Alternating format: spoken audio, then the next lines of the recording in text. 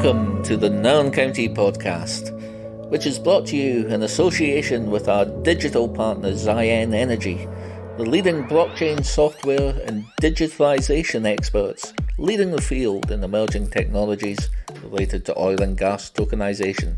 For more, go to ziyen.com.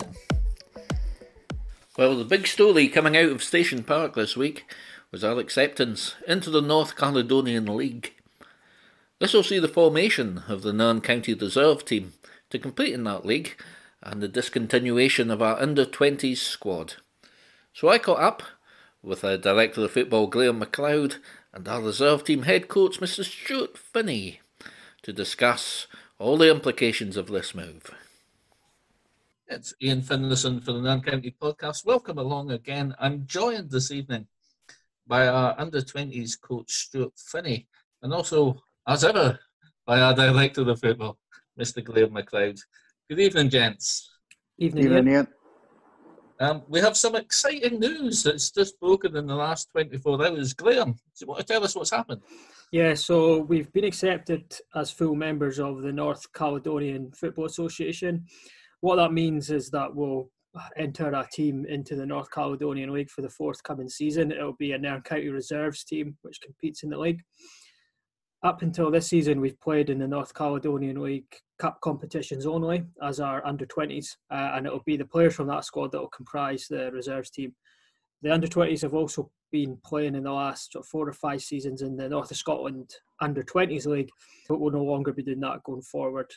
We'll be jumping ship, if you like, and entering the North Caledonian League. And why are we doing this, Graham? What's the benefits? So it's eventually more games for the players. So the North of Scotland League last season was down to only 6 teams. So you only played each other home and away once, which meant there was a total of 10 games, or would have been 10 games before the season was cut short. The North Caledonian League's now up to 13 members, so it means that the guys will be playing more games. They'll also be playing on Saturdays. The under-20s league's a Monday night. The whole point of having a under-20s or a reserves team is to get the guys ready for first-team football and give them the best opportunity of being able to play higher league football. And we feel that getting them into the habit of playing every Saturday throughout the season is a better way to do that than what we've been doing previously. So it's kind of twofold. It's more games, it's getting into the habit of playing Saturdays, and we think, in our opinion, that it's a higher standard of league as well. It's more akin to what you'd get in the higher league. And this has been in the pipeline for a while. These things don't happen overnight, do they? What sort of planning has gone into this? Yeah, it's been about 6 months worth of hard work. So we've had to put together an application to enter the league, which means meeting all the different criteria. That includes having facilities, qualified coaches, first aiders, subcommittee to run the team, if you like. And we'll be looking for, now that we're officially in, we'll be looking to get some people on board that could help us out with it, because obviously the games are going to be Saturdays. A lot of the people involved in the football club at the moment are heavily involved, obviously, with the first team on a Saturday. So we're looking for some new members, and I'm hoping to possibly reach out to some of the parents of the boys that go to all the games anyway that can maybe help. Just we just need pairs of hands, if you like. Absolutely. So yeah, it's been a bit of planning, and I've seen the other thing, obviously, I've mentioned we need to get facilities in place, because obviously we have fixture clashes with the first team being at home on the same day. So we can reveal that the team will be using the Riverside as its home venue. We've come to an arrangement with the Forest and Nairn Welfare League, who've been really helpful through all this, for the use of the Riverside Park as the home venue for our fixtures. We're still hoping to use Station Park for 5 or 6 games throughout the season, and the potential there with the lights to, if we fall behind and need a catch up on a backlog, we could play midweek games. We still need to flesh out the detail of that, but we've had the option of using Station Park, be it on, we talked about maybe a Friday night, a Saturday afternoon when the first team's away, or possibly midweek as well. So we need to flesh out these details, but primarily the home venue for the team will be the Riverside. Well, let's talk to the man who's going to coach the team. Stuart, exciting times. Yeah, Ian, very exciting. To be honest with you, the under-20 league served its purpose for us the last few years, but has now become stale, and we needed to try something else. Sometimes you're lucky if you get 1 game a month, which is just not enough. And say Ronnie needs to call boys up if he's struggling and stuff, and boys haven't played for 3-4 weeks. and they're not really that much used to him. So if we can get playing every week, then have you it'll been make able a to big speak difference. to the boys? I was going to say, Stuart, how are the boys feeling about it? I actually wasn't going to be carrying on, Ian. I was going to step down, and I told the boys that obviously with lockdown and stuff, I had a new kid here now, and so priorities change a bit. But with it being lockdown, me and Kirsten spoke quite a lot, so we worked around it, and I wasn't ready to give up yet, to be honest here. So I'm delighted to still be here. But yeah, I messaged the boys last night. We've got our group chat, and they've known that this meeting was happening for a while, so they were pretty happy. They seemed to be quite buzzing about it. So good news. They seem quite keen. So that's a big hurdle for us already. Delighted that you're staying on, Stuart. Absolutely delighted with that, mate. Tell me about the benefits of playing in the Caledonian League as compared to the Under-20 League in terms of football, the type of football that the boys will encounter. Well, the main thing is they're playing against adults, so we're getting them ready, essentially. If they're good enough, then they're ready to step into the Highland League. So if Ronnie decides that they're good enough to step up, then they're getting the culture of playing every Saturday against adult teams. And some of them, there are some good teams there, some really good teams there. We've not played them all yet, but we've played some of them. And they're decent. I mean, some people might think it's not the great standard of that, but from what we've seen when we played the games there are some very good teams there. So it's a good grounding for the boys. Absolutely. We've encountered a few in the cup competitions over recent years, haven't we? The Jock Mackay Cup? Yeah, it was the Orkney game Jock Mackay Cup, Graham, was it? Not so sure. It was one of the three. There's the three cups we played in: the Football Times Cup, the North Caledonian Cup, and the Jock Mackay Cup over the last 4 seasons. And I guess the makeup of the team will be slightly different because it's not just purely under-20s, is it? It's going to be if you're good enough for the under-17s, if you're getting your fitness back, if you're out the first team. It'll be a mix, won't it, Stu?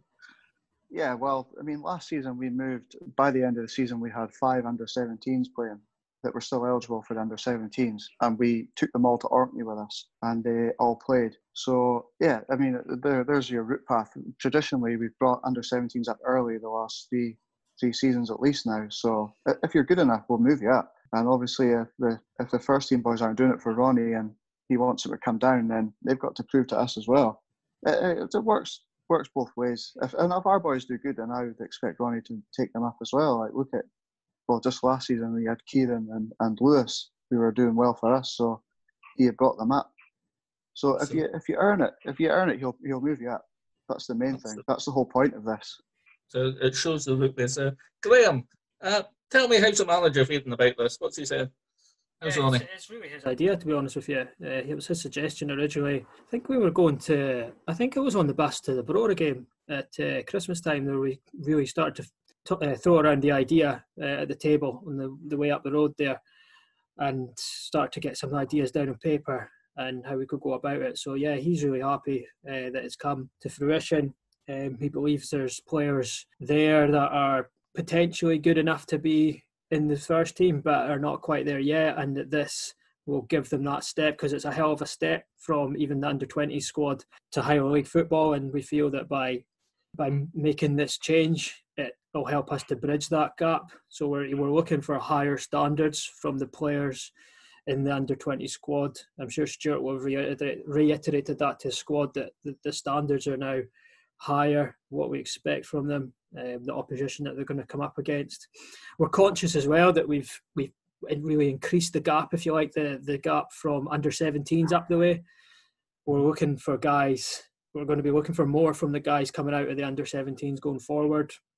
I know that, you know, we have to give up something. We are going to have to give up the physical element a lot, because the Stuart's team will be primarily comprising of guys between the ages of 16 and 18, so they're still growing, they're still developing. So we're conscious that we're going to have to give up the physical side of it, and things like set pieces and what have you might be an issue, but we're not really looking for that. We're looking for players with the technique, with the tactical awareness, with the game awareness, all that kind of good stuff.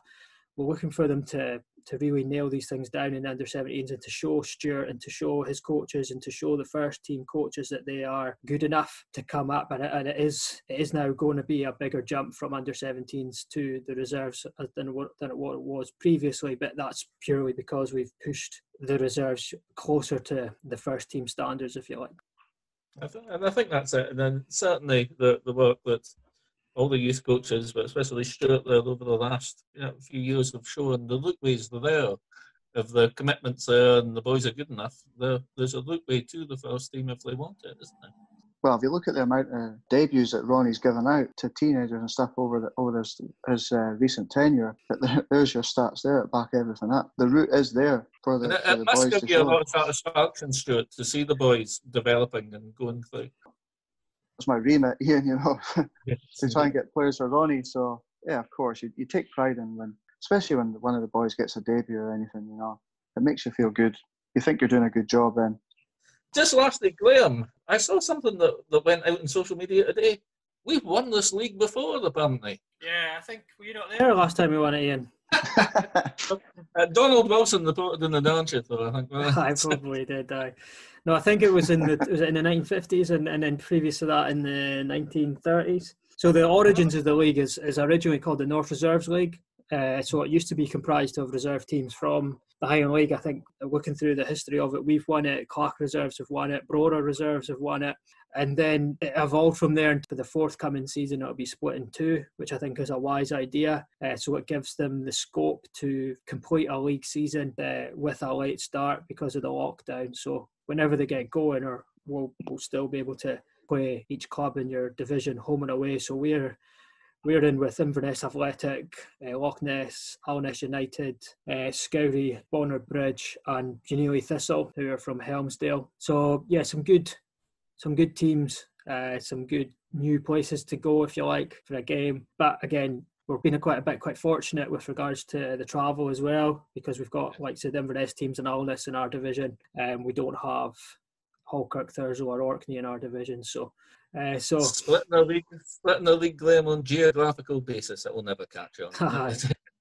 I think to be fair, I think what they actually did was they've taken all the new applicants in the bottom division, plus the bottom three clubs from the league last season, and then the top six from last season are comprising the other division. So it's all reverting back to one league. Sorry, for one season, it's reverting back to one league for the plenty of football to be had. Listen, gentlemen, we'll call it to an end there, but listen, thank you for joining. It's exciting times as we move back towards football, and we'll look forward to our participation in the North Caledonian League. Thank you, gents. Look after yourselves. Thanks, you as well, yeah. Cheers, now. Podcast. Thanks very much.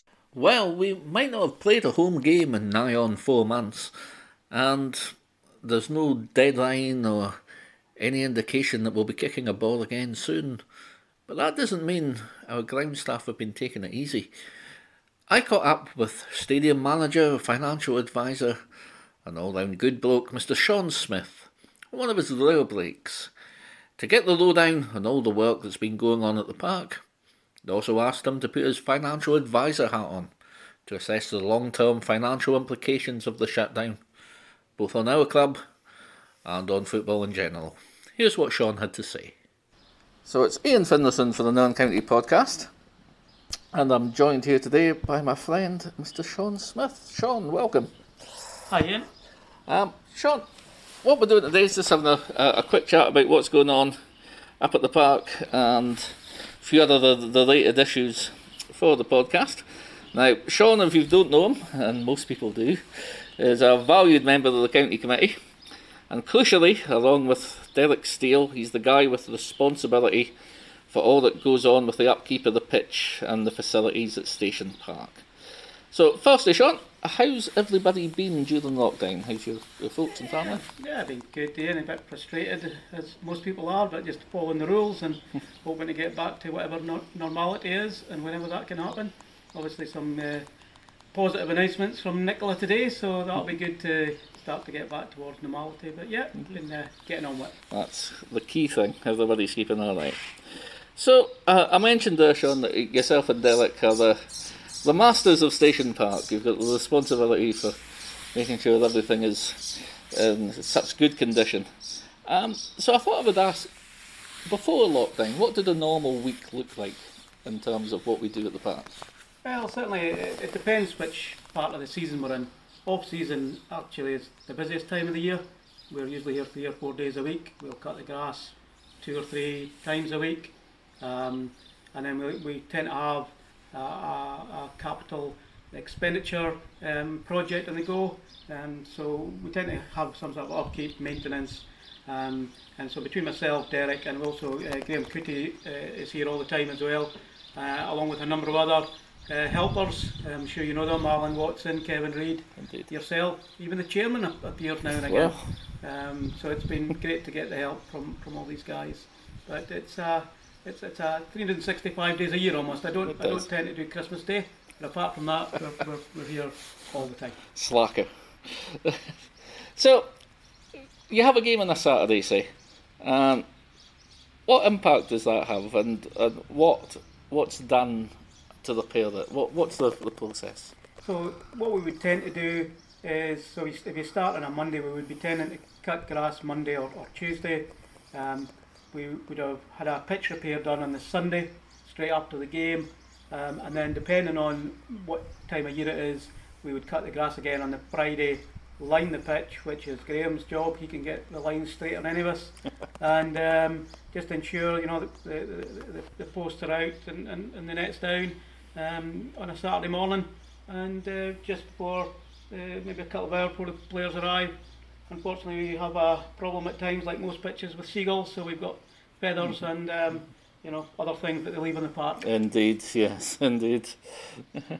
But obviously it's a close season at the moment, and it's an unusual close season, obviously, with social distancing and lockdown. So the ability, I guess, to work on the pitch and the surroundings has been limited, but I know a lot's been done. So what can you tell us about what's been done during over the past couple of months? At lockdown, we had about 5 weeks when we weren't at the park at all, and then we set up a programme whereby one of us would be here at a time to start to cut the grass and do general maintenance. But since then, we've managed to increase through again social distancing. We've seeded the entire park, so that's quite a big investment in about 6 or 7 bags of grass seed. We put about 12 tonne of sand onto the park to help it smooth it out a bit and to help drainage. And then just the general day-to-day maintenance. Watering, cutting is ongoing at this time of year. And we're sitting here in the stand, and the park already looks absolutely fantastic. Yeah, well, we cut it this morning, so it always looks good straight after a cut. And then the other big thing we've been doing during the last probably couple of months is that Derek, Graham and I, along with help some others, have built the new moor shed, which is going to be a big help to us. Means we can get the tractor a couple of our moors away and not all squeezed into one space. What a job that is! It looks tremendous. Now you mentioned buying the sand. Tell us about local suppliers and how important they are. Yeah, well, we try to ensure we do use all the local suppliers. It's been a wee bit different this year, but there are places that are big supporters of ours. Places like Tradeway have been great for us, and been great to actually get material when we need it. But we've also had a lot of help from Richie down at Nairn.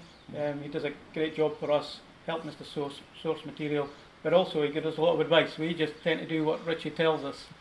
He's pretty good, but he's not quite so good. He's a bit of a raised penalty spot that I'm sure he'll talk about now and again. That was last summer. He prepared one of our penalty spots, and I'm sure that's one of the reasons that where penalties are a bit hit or miss these days. Well, yes, it all comes down to that. You mentioned last season, and I know a lot went on last season and digging out a lot of the goal mouse, and also we have a large water tank just at beside the door there. Tell us a bit about how that came about and how helpful that's been. Again, as part of the committee's desire to have ongoing improvements at the park, we talked about the fact, we've had the same, manual watering system, which is just, large sprinklers. which, to be honest, don't cover the park very well. Very high, intense manual labour to get them moved about. So we invested in a semi-automatic sprinkler system. Tank holds 10,000 litres of water, and what we can do is we can put it onto time overnight.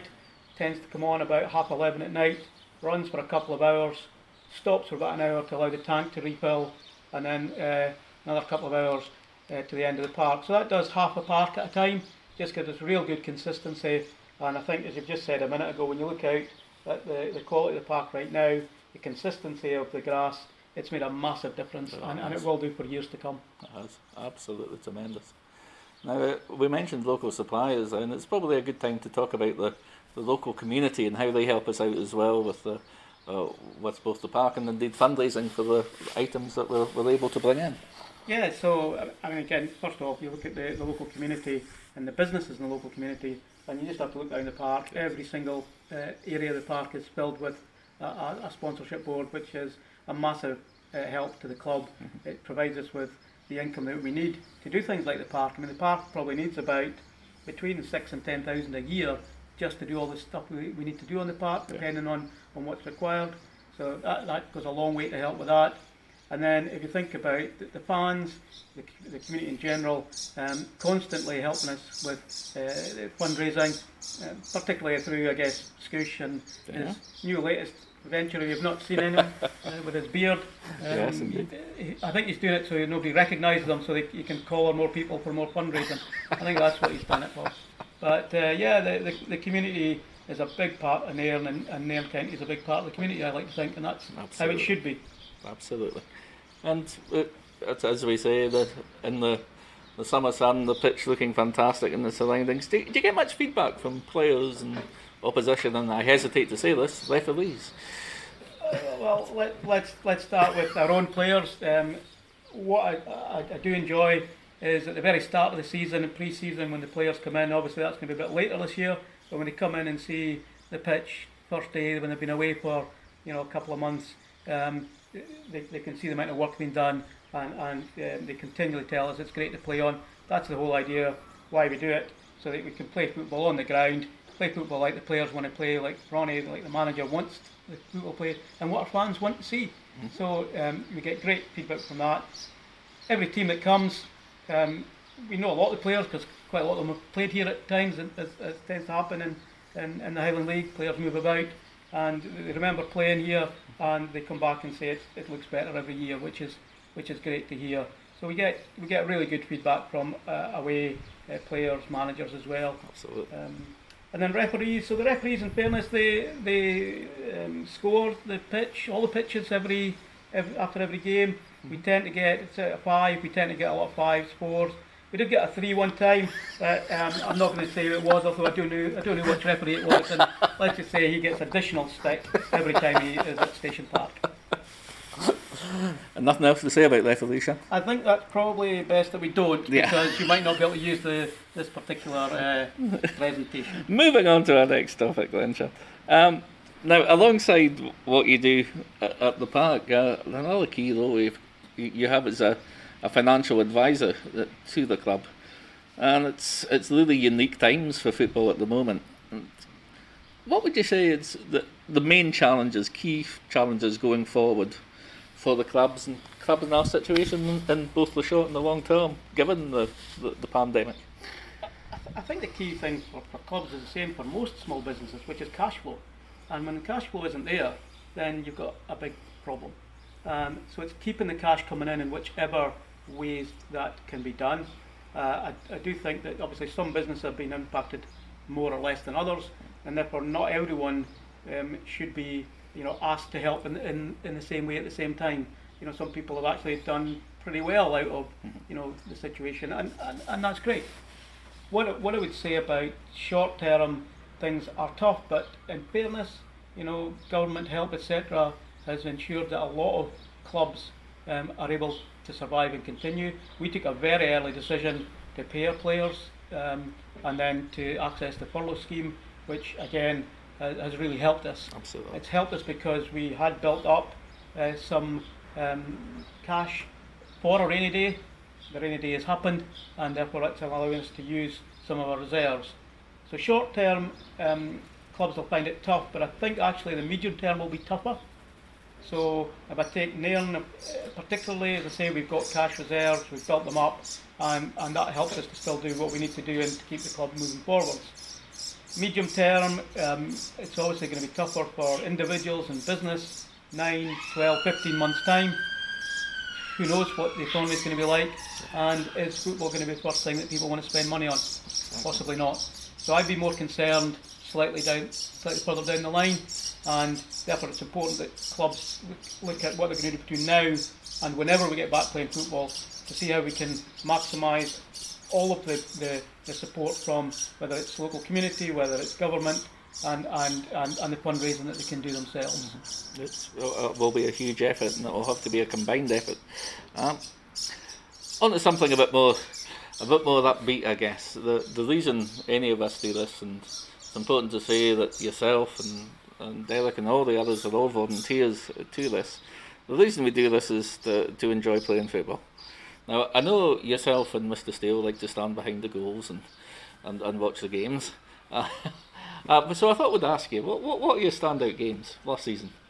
Last season's standout games, well, I guess when you beat the best, it has to stand out, and yes. There's no doubt Brora are the best. No one would dispute that. But it's great to win against Brora. Particularly great because you can wind Sid up every time you see him. So I quite enjoy that. So I would say for pure, absolute result, yeah, you beat the best, and that has to stand out. Yeah. But we'd many good games and many good periods during games. I think Ronnie's got the squad playing really well. It's a young squad which is actually maturing, and there's no doubt in my mind that as we go forward the next 2 or 3 seasons, Ronnie can hold on to those players, continue to bring on in the odd 1 or 2 players that he has done. I'm very confident that Nairn will continue to move up the league and be fighting at the top end of the Highland League, and that's where we want to be. Absolutely, that's why we do it. So I was going to talk to you about away games, and one thing in particular springs to mind. I mean, I could talk to you about comparing other grounds and picking up tips from other grounds, but I thought I would talk to you about the key issue which the fans want to hear about, and it's that every time you're on a bus, yourself and Mr. Steele, you take out what's called the picnic hamper. And you proceed to have what's sometimes a 4-course meal. Tell us about this, Sean. Well, it's about nutrition, Ian. It's about nutrition and balance. That's what it's all about. And Derek and I take it very seriously. Our body's a temple and all that. Indeed. And that, along with a wee bit of special water, and it makes for quite an enjoyable day out. Well, yes, and makes the journey slower, doesn't it? Shorter, I should say. Yeah, doesn't it? We should ask you about other grounds, because I know when we go to other grounds, we talk to other groundsmen and whatnot. Do you pick up any tips? Do you exchange ideas? Do you have secret groups on WhatsApp and stuff like that? We don't tend to have secret groups, Ian. As I said earlier, we get a lot of advice from Richie. We also have a lot of advice from Anchormen, who help us with the grass, fertiliser, seed, etc. And they supply advice to the likes of Parkhead, Ibrox, etc. So we get the input from the right people. As far as away games go, yeah, we do pick up the odd hints and tips. For example, we noticed one place we went to that they were leaving their 6-yard box just slightly longer in the winter, just to protect it. And we did that last season, and it made a huge difference to the 6-yard box not getting quite so damaged. Indeed, we've not had to replace the turf this year, we just had to seed it. So we'll definitely continue that, assuming we have a season coming up. Yes, indeed. But that would be the plan. So yeah, there are little bits that we pick up as we go around. Derek and I always go out and have a look on the away pitch, before the game. And there are some, real quality pitches out there as well as Station Park. Yes, indeed. I know yourself and Derek are keen golfers as well, so and you're picking up tips. You mentioned from Richie as well, who's down at the Nairn Golf Club. Yeah, that's right. I mean, Derek and I play at Dunbar. Well, Derek, I'm not sure it helps the golf course helps the park much, because Derek's usually in the rough, so that's not really helpful. I don't think. But when he does get on the short stuff, maybe that gives him a wee bit of an idea what it's all about. So I think it's growing grass and cutting grass. But people think it's simple, but there's a lot to it, and I've certainly learned a lot in the last few years from Richie as to what it's all about. And so I guess lastly, mate, as we come to the end of this, going forward, what do you find? Is there anything you would particularly like to see at the park? What's the blue sky thinking going forward? Well, first off, it's about the players and about the squad, Ian. So if we can ensure we can keep the players we've got, the young players coming through and continuing to mature and to improve as they are doing, I think that's important. As I said, add in the odd smart signing. The committee should be there to ensure that we support Ronnie and the management team to do that, and I think we do that. So I'd like to see that continue the investment.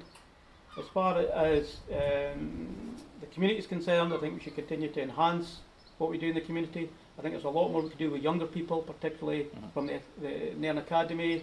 Anyone who's looking to go on to further education, we should be finding ways to help them to move into further education. Absolutely. Whether that's doing this type of thing, for example, two old guys sitting in the stand here. Why couldn't we have 18, 19-year-old who's looking to move into that type of work? Absolutely. Doing that, I think that's important. I think that social media, digital, is becoming more and more prevalent, as it should, and clearly, given the last 3 months, it's been vital for people in communication and how to socialise. So I think there's a bit more that could and should be done in that space. And then finally, round about Station Park, well, I would like to be doing capital expenditure. Indeed. And there's various things we have on the go. One pipe dream would be, a really top-notch hospitality unit, so that we can provide the right sort of entertainment to the people that come in and support us by sponsoring a game. I think if we had that, that's probably the biggest thing that Station Park is lacking. Yeah. We've done what we can in the hospitality unit. I think it is a good day out, but it could be a great day out by having that hospitality unit. But you're talking an £80,000-90,000 investment. Yeah. So it's something that we need to do, and we need to find out how we can do that probably over the next 2, 3, maybe 4 years. Yeah. That would be ideal. Yeah. Sean, listen, I've taken up enough of your time, mate. Thank you for what you do at the park, yourself and all the gang that help. It's a fantastic facility, and it's a credit to all the work that's put in. And thank you for joining us today on the podcast. You're very welcome. We only do it because we enjoy it and we want to see Nairn winning. Amen. Thanks, Sean. Well, that's it for now, folks. We'll be back later in the week for an in-depth chat with a Nairn County legend. The great Mr. Gary Ewing will be detailing his life and times in football, and we'll get some stories out of him about his times kicking a ball when the yellow and black. In the meantime, log on to our website or check out our Facebook, Twitter or TikTok pages for all the latest news from Station Park, and we'll talk to you again soon on the Nairn County Podcast. It's brought to you in association with Ziyen Energy. Look after yourselves, stay safe, and we'll be back very soon to talk all things Nairn County.